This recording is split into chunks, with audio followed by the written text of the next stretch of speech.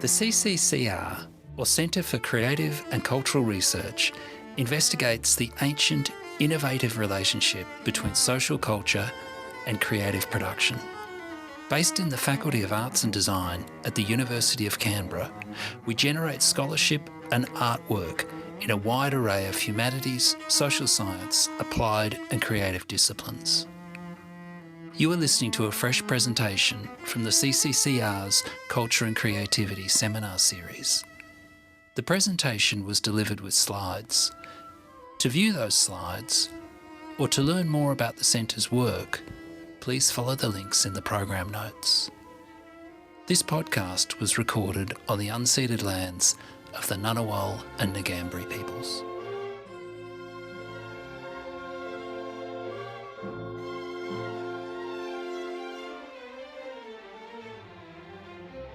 Today, it's my pleasure to be introducing Dr. Erin K. Stapleton. Erin is lecturer in communication and media at the University of Canberra. Their research investigates relationships between queer experience, identity, digital culture, and colonialism. Their work in art, film, gender, queer theory, and philosophy has been published in academic journals, including Third Text and Rhizomes, and in edited collections including Acephale and Autobiographical Philosophy, Genre Trajectories, Teaching Gender, and True Detection. Their first book, The Intoxication of Destruction in Theory, Culture and Media, A Philosophy of Expenditure after George Bataille, was published by Amsterdam University Press in 2022, and there's a copy here in our library if you'd like to have a read as well. So please join me in welcoming Erin. Today, I'm talking about the response to COVID restrictions in Melbourne, particularly in 2021. It was a kind of an interesting time in many ways because our entire lives were modulated around restriction. And while the rest of the country had various kind of lockdowns and all the rest of it, as I'm sure everyone is aware of from reading the news, Melbourne had some of the longest and most sort of draconian lockdowns in the world.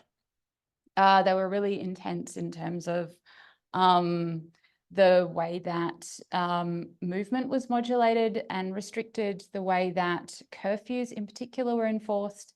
And while a lot of the restrictions were entirely, within reason, there were some things that were really concerning and problematic, particularly for already sort of disadvantaged people. So things like the life-ruining fines that people were receiving for relatively minor sort of rule violations, things like going just beyond your 5K radius could land you with, thousands of dollars in fines. Also breaching curfew sometimes could end you with like tens of thousands of dollars worth of fines. Curfew in particular was enforced with both drones and police helicopters that would come across our houses every night. So it was a really intense kind of time to live through. So as I said, while some, if not most of the restrictions were completely understandable and reasonable, a lot of those sorts of responses and measures were then responded to in a way that was entirely contingent on people's feeling of what their sense of community, and in opposition to that, what their sense of personal entitlement was to freedom of movement and choice, individual freedom and choice within society. So while there were protests everywhere, there were particularly protests in Melbourne. And again, as everyone I'm sure remembers, there were riots in Melbourne that happened repeatedly over a period of time, particularly in 2021. And they were started as sort of based in a response to restrictions placed upon the construction industry, and were based around like John Setka's leading of the construction union, but it's quickly spiraled well beyond that. John Setka, I'm sure everybody knows, is a really problematic figure.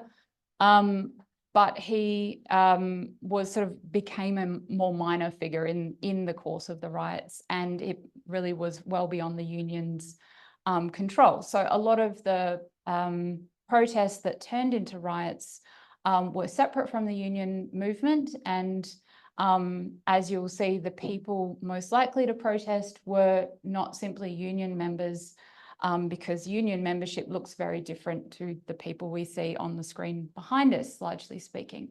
There was a lot of cosplaying, however, of the use of union, I guess, costuming. So this idea of dressing as working class, of wearing particularly the uniforms of construction workers in the course of the protests. And that sort of indicates more a sense of what we consider to be masculine and masculinity in Australian culture.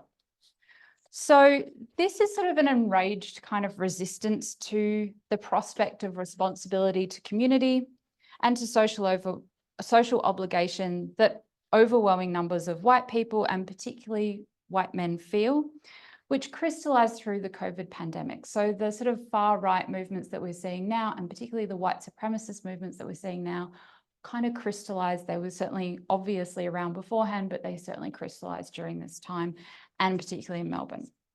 So these riots were in response to the measures implemented by the government that I described, that were designed to curb the spread of COVID. The people involved in these protests were observed to be overwhelmingly white and male, and the series of riots were characterised by frequent instances of unprovoked violence, primarily against bystanders rather than against cops. There was some violence against cops, but mostly bystanders, as well as their animals, which was particularly sort of horrific turn of events. There was a number of protesters that attacked people with their animals in the street, in the city, in the CBD. And then secondarily against police. So in order to understand the riots, which, as you'll see in the images I'm using, which are all from the from newspapers rather of the time, I've explored the relationship between these regulations and this reactive perception of threat to masculinity, and particularly this threat to white masculinity that they seemingly pose through what was characterized by particularly resistant right-wing actants to be this apparent feminization of pathologized populations. So this idea that everyone's being feminized, everyone's being controlled in different ways, and submitting to COVID regulations is a form of feminization. So in order to do this, I'm drawing on the work of Andrea Long-Chu, who's a sort of rising star in gender and trans theory, and their 2009 polemic, Females a Concern. And in that book, which has been, I'll get into the response to it, she argues that being female is essentially the universal human condition, as she says, ontologically, as well as biologically, and to some extent socially. And I really love this because I love this idea of someone swinging for the fences with a claim, but I also think that it's actually true. Like, I think that her quite radical claim that everyone is ontologically and biologically and socially female at first rings true, and I'll talk about why. So where being female is defined by self-negation, quote, defined by self-negation, any psychic operation in which the self is sacrificed to make room for the desires of another. So Chu makes this argument to examine the motivations behind human behaviour, including the desire to be recognised as gendered, by identifying the contradiction at the heart of human experience. This contradiction that Chu describes as, quote, being female is the tension between the conscious desire humans have for autonomy, for freedom and liberty as individuals, and to be active drivers of our own lives, and the desire to submit to the will of a group, to community, to feel safe within that community, and losing a sense of one's autonomy and individuality in the process. In other words, the relinquishing of autonomy to the needs of the group is something that all humans are required to do, but the extent to which we are female, or the extent to which we are required to negate our desires for the needs of others, is contingent on how our bodies are externally perceived by way of race, gender, class, ability, and so on. Chu's argument and characterization of being female is central to an understanding of how social experiences of feminization operate. So while Chu's work is more focused on the tension between being female, identity, and self-determination, and the question of social recognition on an interpersonal, aesthetic, and cultural register, I'm interested in how we can use this framework and deploy it to understand the complexity of relations between the individual and a sense of obligation to community, particularly through experiences of socialization. So I use the term feminization to describe instances or actions where the experiences of individuals predicated on how others perceive their bodies dictate their capacity for autonomy in any given space. Feminization, in this sense, is an external force applied to individuals based on the external recognition, reception, and perception of their bodies by others, and accordingly, an individual's obligation to bend to that external force. In other words, people of every gender experience feminization, and everyone hates it. Feminization, or the degree to which one is forced to be female, is not a reflection of an individual's sense of their own gender, but rather how an individual's gender is externally socially perceived, recognized, and disciplined. And while an individual can affect perception through a semiotics of presentation and behavior, ultimately, as Chu writes, you do not get to consent to yourself, a definition of femaleness. In this way, the feminization of men with disabilities, of Black men, and the ways in which white women are less female than women of color can be described. Nevertheless, to some extent, quote, everyone is female and everyone hates it, end quote. And gender is a practice enacted in the begging for recognition by others. So it's worth noting here as well that there is a historical context to the separation of female from women in particular.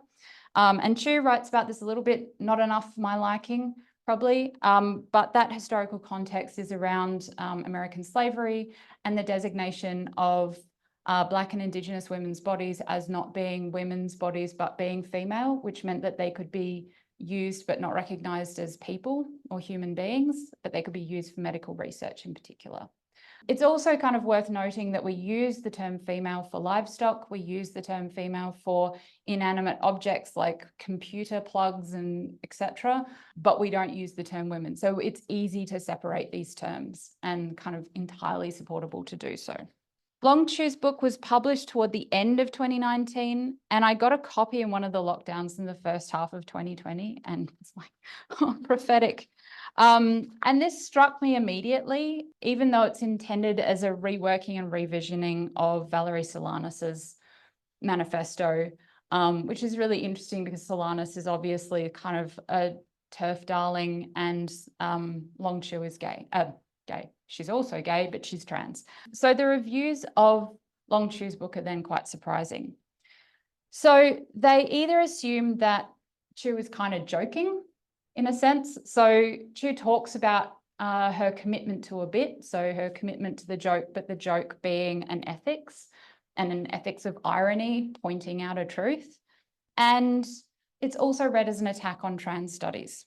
And Chu has emerged from contemporary trans studies and trans theory, but the previous generation of scholars in her field are really, really angry about her work. And I find that fascinating. And I think this opens up a kind of generational divide in trans studies as well as in gender theory. There is a consistent trend, particularly with a number of scholars, including Halberstam, including Susan Stryker as well. They all wrote a special issue of Trans Studies Quarterly about how much they disliked Long Chu's book, which is interesting because that's obviously a lot of notoriety for, I think she was 27 when this was published. It's pretty impressive, right? In Butler's recent book, which was published a few weeks ago, and I haven't quite finished reading it, but I'm nearly there. It's really disappointing to see that she spends more time engaging with the work of scholars like Holly Lawford Smith than she does engaging with Andrea Long Chu, and she substantially misreads Long Chu's argument. So it's a really, really disappointing turn. So I think that it's interesting as well because Chu, while she did once declare trans studies over, which I think pissed off a lot of people, frankly.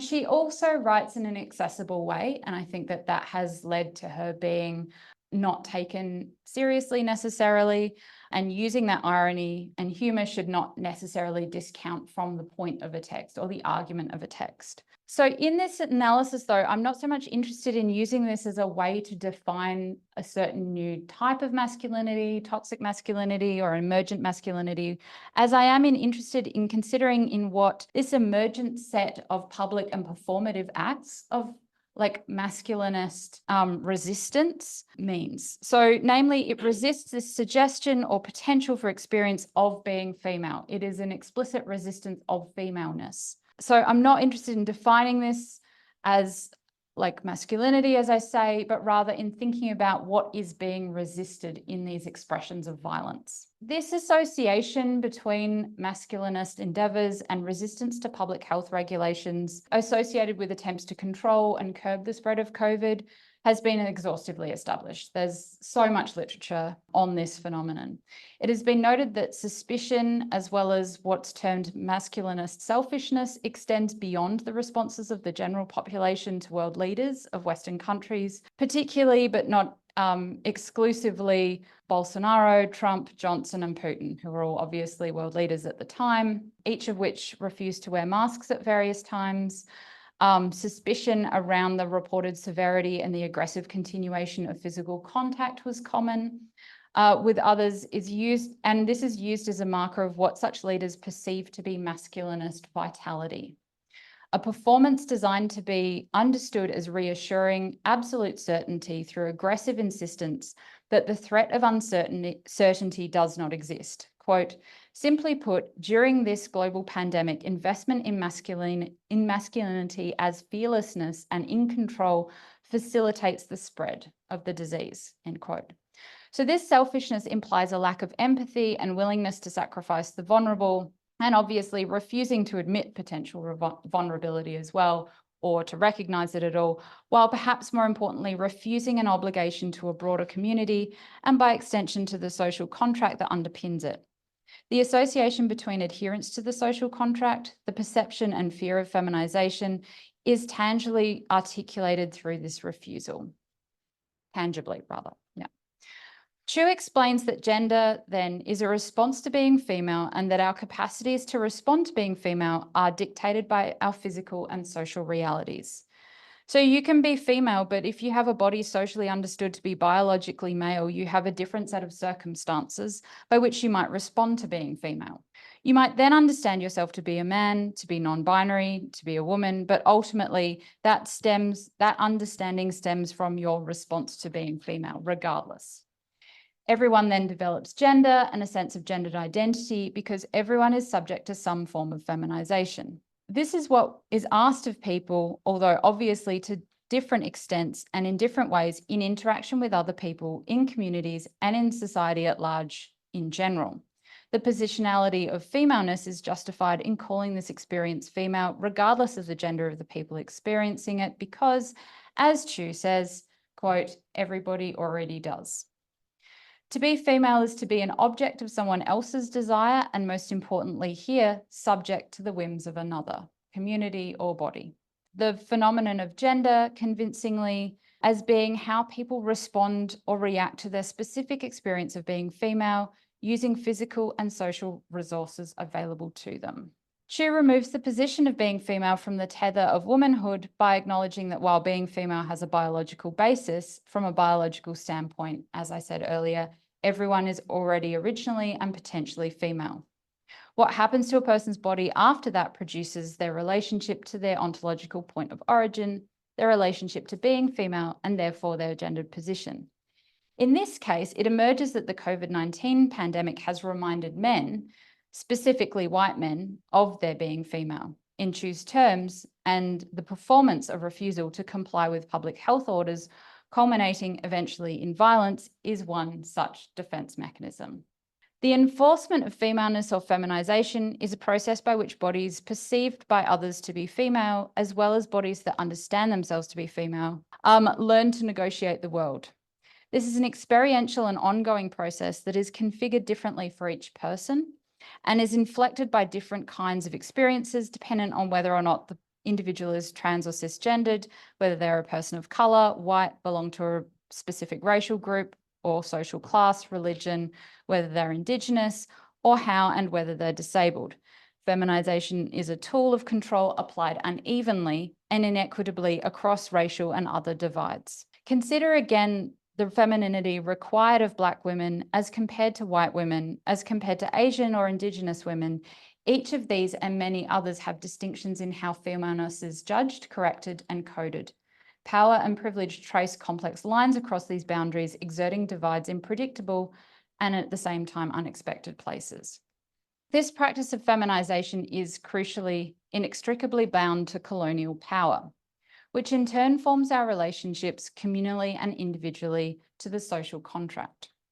As Wiradjuri scholar Sandy O'Sullivan notes, the rigid binarization of gender is a colonial project, and one designed to trace the lineage of whiteness to the exclusion of the racialized, indigenized other.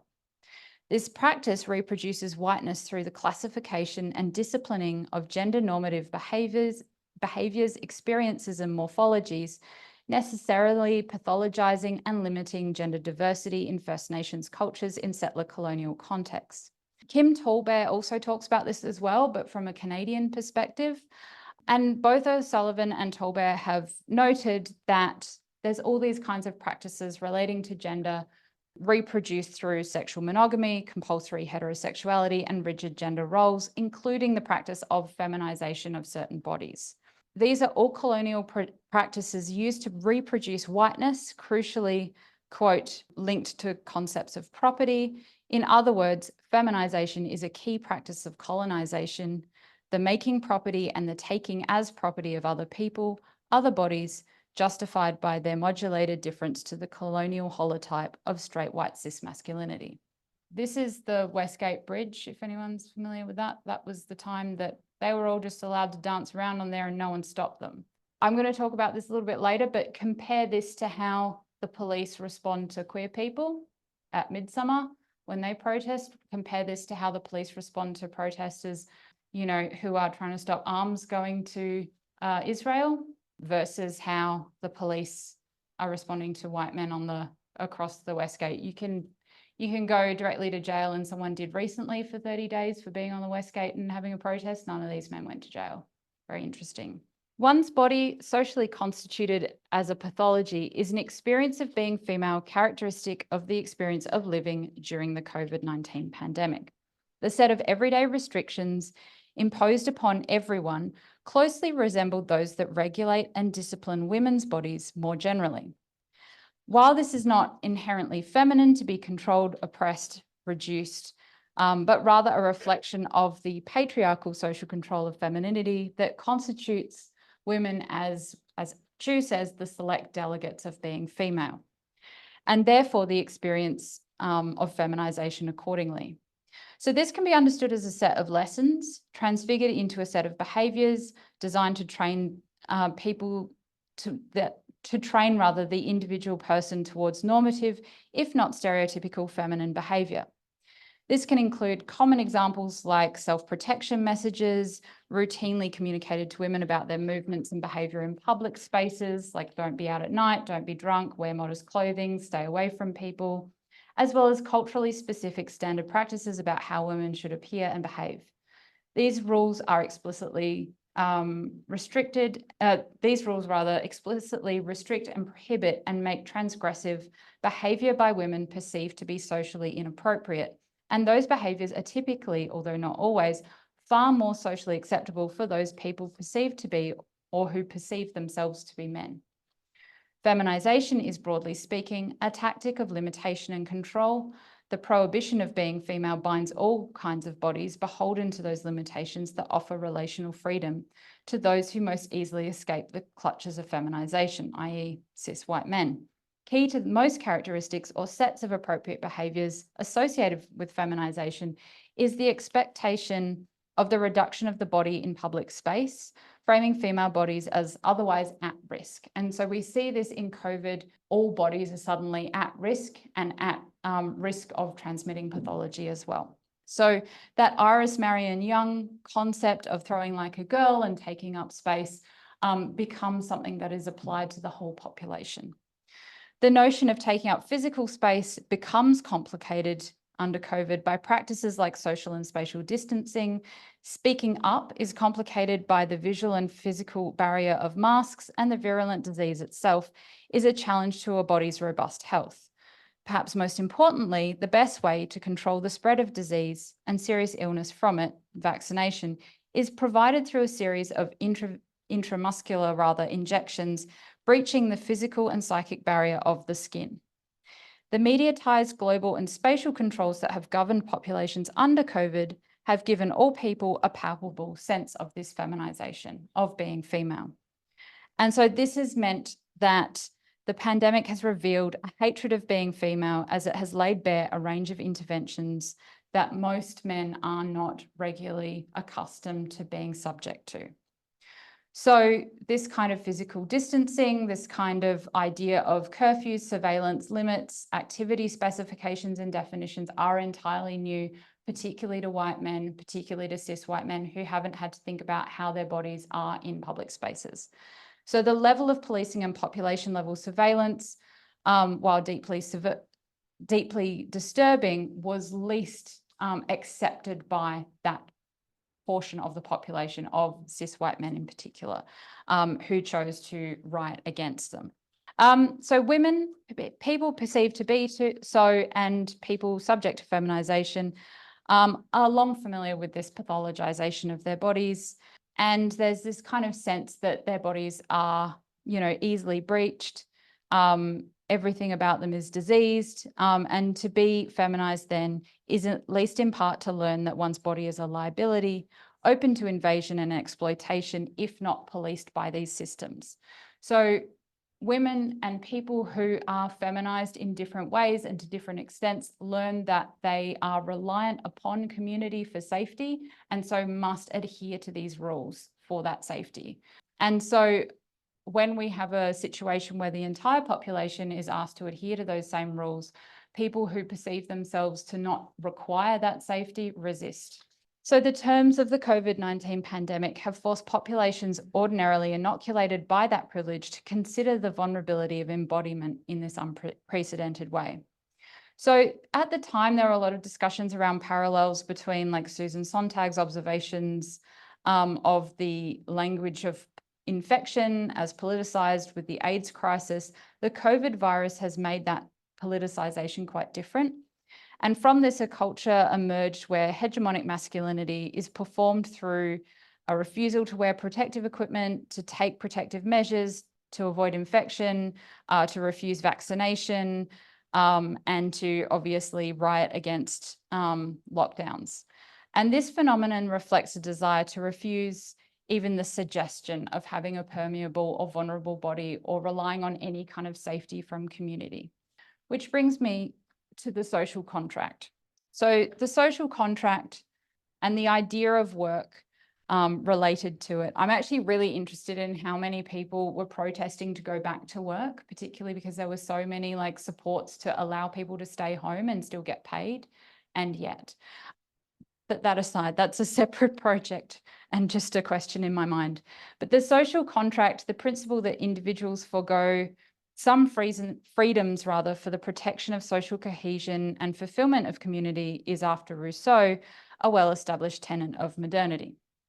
The interpretation of the social contract varies widely, but generally speaking, insists that in order to live in a community, the individual has an obligation to that community.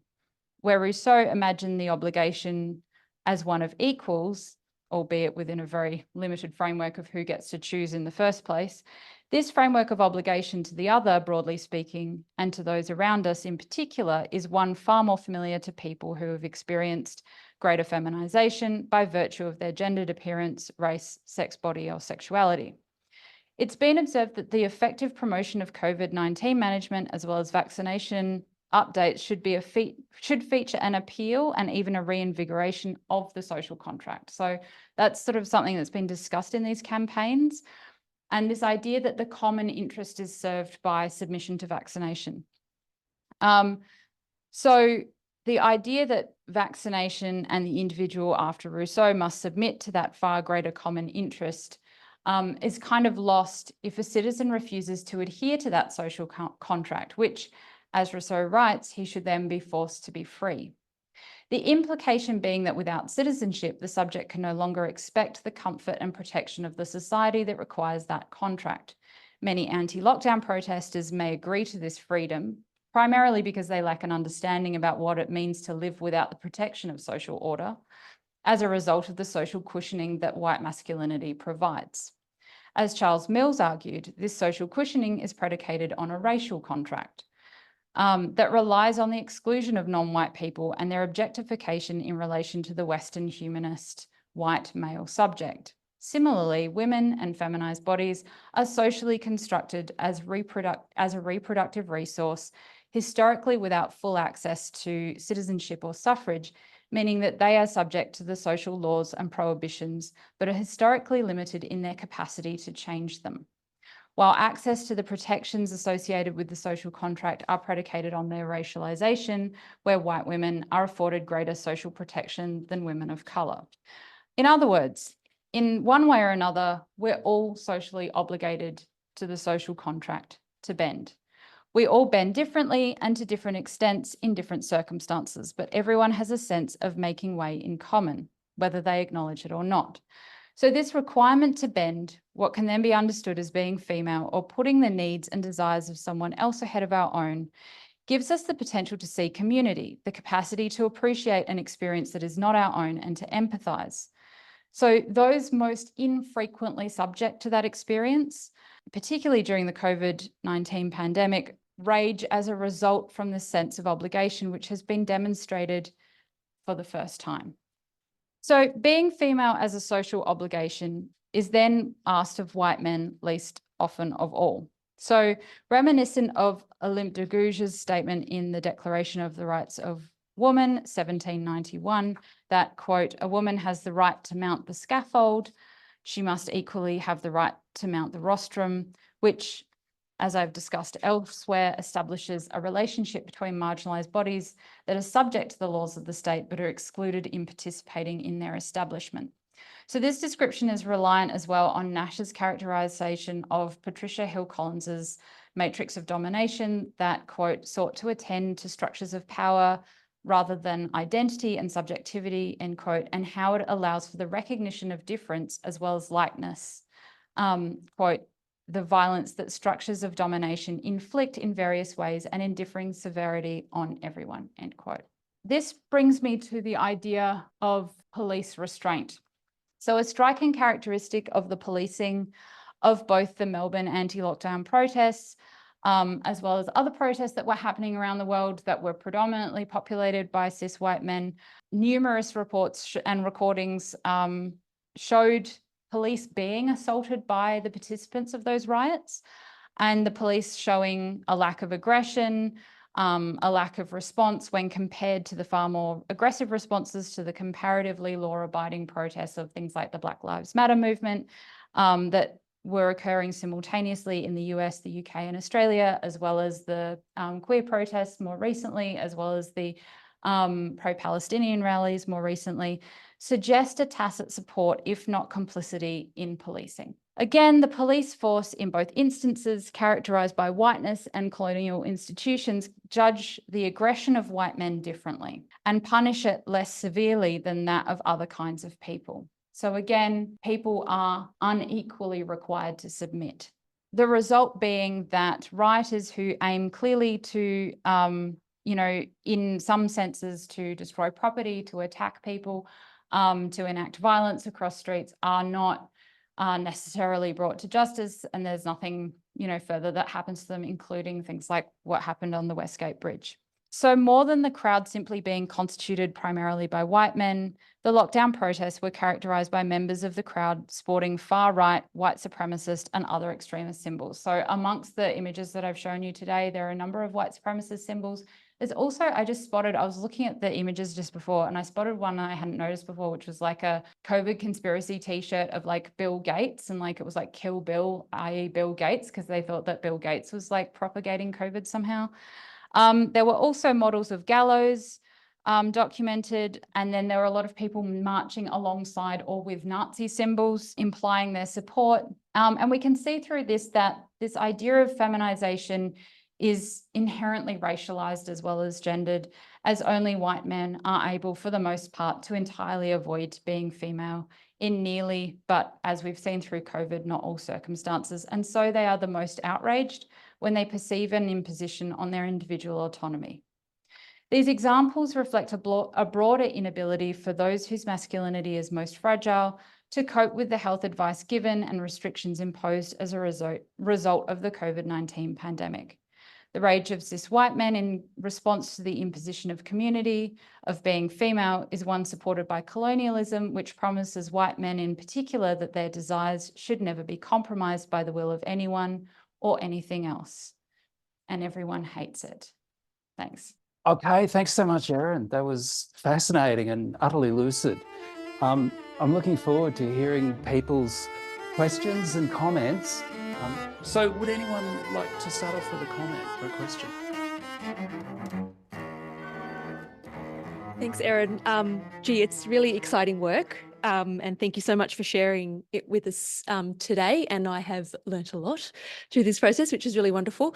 I've got lots of questions and I don't know if any of them will make sense. So let's see what we get to. A few things. I mean, I really want to know, I haven't read Butler's new book, so I'm really interested in what her analysis is that you're contesting, but we'll come back to that. But I think, first of all, I had a question around work and that depiction of work. And you've mentioned that that's something that you are thinking about elsewhere. But I mean, I think that's, yeah, it seems to be a really rich vein to pursue in terms of the types of work that were, that are being encapsulated in that notion of everyone has a right to work and how we conceive of work in terms of feminisation more broadly. So just any sort of thoughts on that. I was then also interested in this idea of other groups that might, and I know this is outside of the COVID pandemic, and this might be where it gets a little bit weird, right? If we're thinking about people, I'm thinking in particular of mothers or parents, particularly mothers who refuse vaccination for children because of, whatever, often they're identified as being stereotypical hippies or something like that, making a rejection.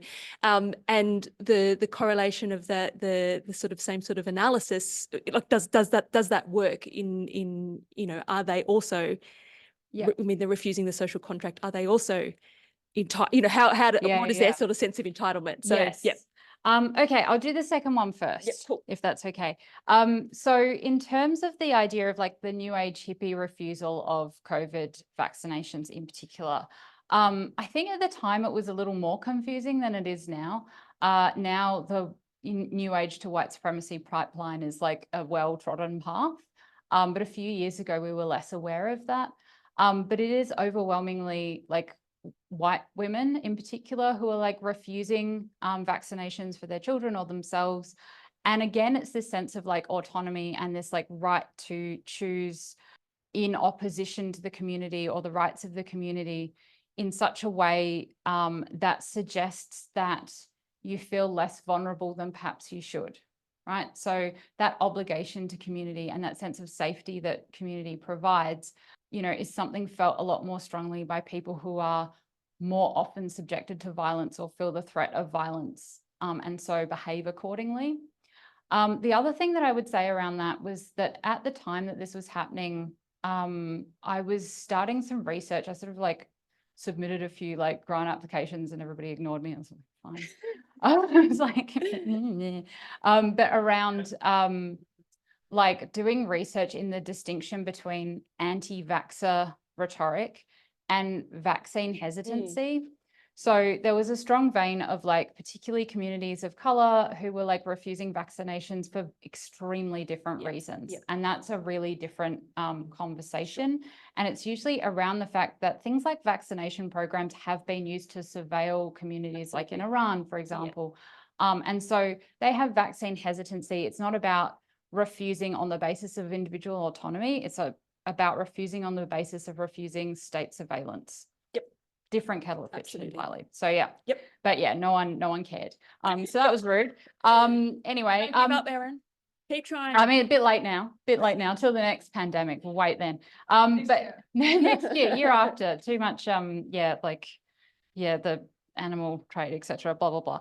In terms of work, I think it's really interesting because the protests are using the aesthetics of the union movement, right? And so the union movement's about limiting the exploitation of workers by those who own the means of production, just to be Marxist for 5 minutes, and like insisting that you should be allowed to work when government supports are allowing you not to work, suggests to me a like fundamental like lack of understanding of that relationship and like union movement purposes in general, and like the broader relationship of like the exploitation of workers by like the owners. At the same time, I think it also feeds into a sense of like what we understand to be Australian masculinity in particular. So we have this like fetishized view of like white masculinity in Australia as being working class, which is almost entirely not the case, of being like outdoor laborers, of like VB ads, essentially is what we're talking about from the 80s. I use them to teach Australian masculinity all the time. This is perfect case study. And so we have this like image, this like ideal image, and part of that is physical labor. So if you're asked to stay home for 2 weeks, then who are you? And I think that's a large part of that as well. And I think that's why you see a lot of those like, we're to be allowed to work. Yeah, absolutely. yeah, and if they've got any bizarre. caring responsibilities, it's much easier to be out at work. Exactly. Yeah. Oh yeah. Because then you have to look after the kids. Yeah. Obviously. Yeah. Yeah. Like a Hi, Erin. Thank you. Yeah, that was a really interesting, stimulating, great talk. Thank you very much. I'm sort of left reflecting a little bit on your sort of excursus into sort of social contract theory here. And you know, your read of kind of your read through Long Chu, you know, of the feminization kind of process, and this being a kind of response to a kind of, you know, perception of feminization, and that kind of line that, you know, everyone's female and everyone hates it, you know, and it sort of just strikes me that, you know, that's very much kind of in a way flips the kind of analysis of, you know, I guess kind of Carol Pateman, you know, where it was like the social contract was the sexual contract, right? Yeah. Or Charles Mills, it's a racial contract. That is that the social contract actually embodies and protects masculine racialized privilege. Yeah. So to sort of then sort of flip it and say, well, actually, this is a process of feminization that people are subject to. Yeah. You know, then. And it kind of got me sort of thinking about the sort of you know, the different ends of kind of protest here. On the one hand, a kind of, you know, a kind of left kind of critique of contract theory, and then that other tradition of kind of the outlaw hero that can't be kind of subject to, you know, their liberty being curtailed in any sense. So I'm sort of just sort of wondering about how we make sense of that kind of doubling in a way. Yeah, and it's kind of tricky because it's like whenever I'm doing anything, I find myself at this like resistant paradox. I don't know why. I just always end up there. It's who I am. Here we are. But I think it's interesting because, yeah, you're exactly right. Like on the one hand, we have social contract is designed to protect dominant order of society. On the other hand, it also inoculates us from absolute freedom, right? And so it means that we have an obligation to the other. So I think it's also about the distinction between a sense of community which is cultivated through feminization. So like the being female, being forced to be female means that you constantly think of what others are doing, how you're obligated to them, right? Whereas if you're not constantly presented with that to the same extent or in different ways, you're not constantly thinking of that like informal practice of community and that sort of interpersonal as well as like broader community obligation. And so I think there's something in there between the formal and the informal community that's the social contract kind of passes between. And I think that the social contract is like obviously sort of uses bodies like racialized bodies and gendered bodies as a resource to reproduce itself, but it also passes into the informal contract of like responsibility to the other and like heaven forbid Levinasian responsibility to the other, but we won't go there. Yeah, and I think it's an interesting paradox that I want to kind of tease out more, you know, if I ever had time and brain space, but yeah, don't know if that answers that. It's a think space, isn't it? Yeah, so, totally. one Yeah. can. But yeah. Thank you. Yeah. So I was wondering the root of the word sort of female and Mhm. talking about feminization, how does that go with feminist and the feminist movement? Because that was all about fighting for equality and changing that definition of what it meant to be female. Mhm. And does it almost undermine the feminist movement in saying that to be female, you're, you know, following rules and you're not going against anything that is someone else's desire and so on and so forth? Does that almost undermine what it means to be female in a feminist lens? Well, I think, okay, so first of all, female always meant that long before feminist was invented, right?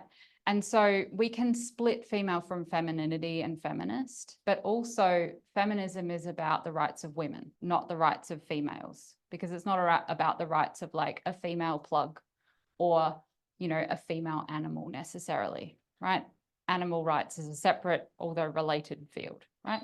So I don't think it undermines it in any way. I think that there is an issue with a misunderstanding, and like one of the most common misreadings of Chu's work is like oh, well, like Chu just means like we've, you know, we don't want women to just be this. And like Chu is very clear that like women are select delegates of femaleness. They're forced to be female more, but they are not female. And sometimes women hate being female the most because we're like most often sort of, you know, have it applied to us in a sense. Yeah. And there's even a section at the start of her book where she sort of talks about how like feminists are the least female because they're like trying to have rights. And so like that's inherently unfemale of them.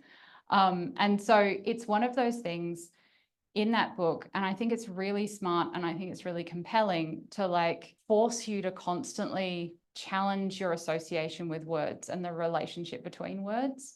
But I think it's a really, I say it's compelling because I think it's the right kind of way of thinking, rethinking that association. Yeah, thanks. I haven't thought this question out Okay. at all. It's very half-baked. But I was just kind of thinking, I love Chu's work, by the way, and I loved your marriage of Chu's ideas on femaleness and our response to the pandemic and suddenly feeling or being aware of our vulnerability. That all feels very right to me. But I was thinking too about the way that at once we were both vulnerable bodies, but we were also suddenly threats to each other. Yeah. We were kind of, we were victims, and we were also like potential murderers all the time. Yeah. And so I'm wondering if there was also this like this sort of simultaneous masculinization that happened to us, and that maps less nicely with Chu's work, Yeah, maybe. yeah. But I just wondered, yeah, sort of what you thought about that and how you would map Chu's work onto it. There you go. That's my half. Yeah. No, that's okay. No, I sort of thought about that as well, but I think of it like, you know how Foucault, I think it's Foucault, talks about like this idea of like women's bodies, and well, Foucault doesn't talk about women's bodies often, but he does talk about like sexuality and women's bodies in sexuality. And it's like women have a responsibility to curtail the sexuality of others precisely because they're a threat as well. So, and that comes from like a Catholic dogma of like women's sexuality as threat. And so obviously like Foucault's pulling apart Catholic dogma and going, hey, it's the new psychiatry is the new Catholicism. It's the whole thing. But yeah, so thinking about how women's bodies and women's sexuality is a threat is also a sense by which women have to curtail themselves. They're obligated to control that because the threat is that they'll disrupt relationships between men. And that's something that like Irigaray talks about in her early work as well, as this like women's bodies as being like an exchange object between men, and then also an object of value in like culture as, you know, blah, blah, blah. Anyway, so I think in terms of COVID, when we conceive of ourselves as threat, we conceive of ourselves as threat and the obligation to remove that threat from others in much the same way as that, like that idea of being appropriately female or the idea of acting appropriately as a woman under like, you know, Judeo-Christianity is to remove the threat of yourself, the pathology of yourself, the excessive sexuality of yourself from the, you know, exchange between people in order to be appropriately behaved. And I think that's where that lies, in the being female is knowing that that's an obligation. Whereas like the men in the protest were like, we don't care if we kill people, right? Whereas like women are taught that they should care greatly, and so feel that obligation to remove themselves. So yeah, that's what I would. No, I think that was a very brilliant answer to the question. Thank you. That was fascinating. Thank you. And this is just a brief comment, really. I was wondering why it was feminization rather than, I don't know whether it's a word, infantilization of the population. But then when you said it was entailed the care and concern for others, Yeah. that made it different again. Yeah. So there was a strong element of infantilization of the population, which I think a lot of men did react against. Yeah. But this, the care and concern, that endemic care and concern, just elevated and changed that. So thank you. That was really thought-provoking. Yeah, because it's like the hollowing out of yourself for the needs of someone else. And Which you don't have as an infant. that's right. Absolutely the opposite, right? And like, yeah, and that's what Chu describes as like the inherent being femaleness is the hollowing out of oneself for the needs of another, and the desires of another. Yeah. That was really, really good. Thank you. And I learned a lot. I'm just a little bit confused about the word feminization in the sense that in my mind, I'm trying to differentiate it between and trying to explicitly differentiate it between oppression or control. And then my mind goes on to men and women in Gaza, right? And the reaction, they were clearly being oppressed and clearly being controlled. But is the feminization about trying to control someone who doesn't normally get controlled?